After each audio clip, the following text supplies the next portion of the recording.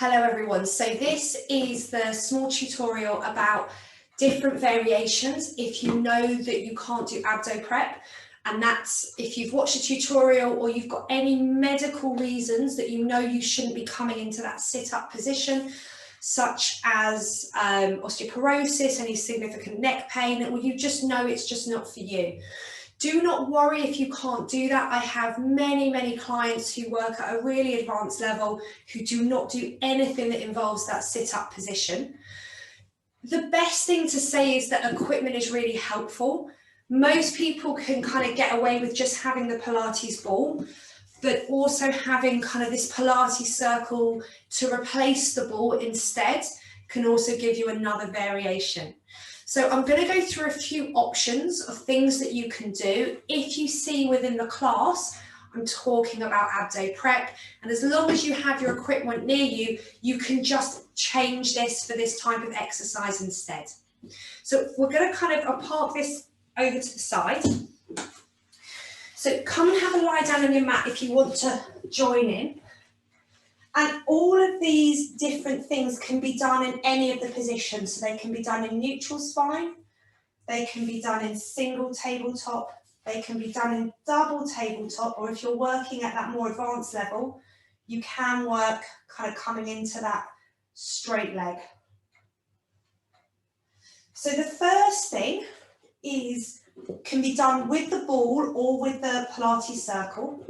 With the ball, you're probably going to want to blow it up and down and just check which tension gives you the best kind of little activation through the abdominal muscles. So what you would do is you would just gently squeeze the ball and relax.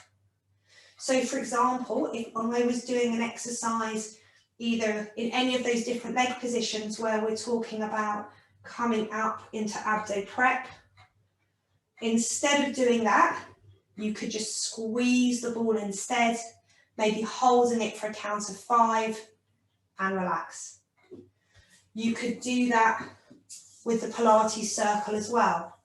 So if in the class we're coming up into abdo prep, you could squeeze the Pilates circle and you could relax. An alternative version, if we were doing that same exercise where we're working with abdo prep and then coming down, is to do a ball press. Now, this is a really lovely exercise, so you could interchange them. So we do need to be able to be in single tabletop at the least for this.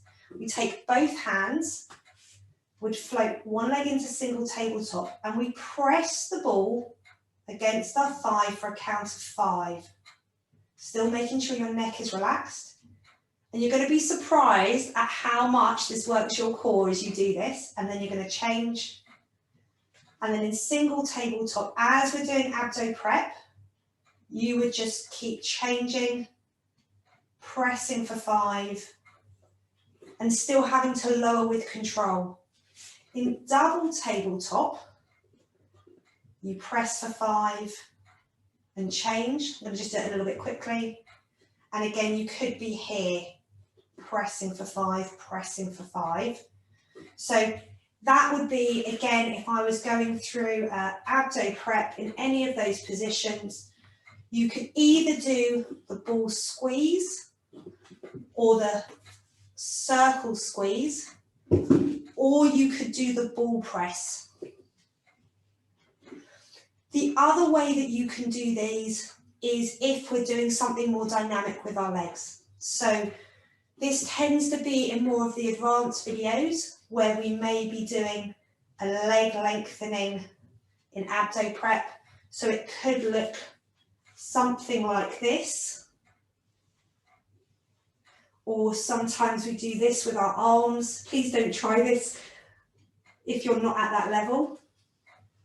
So instead, you could do the ball squeeze or the circle squeeze instead. Again, I promise you it's just as effective for activating the core.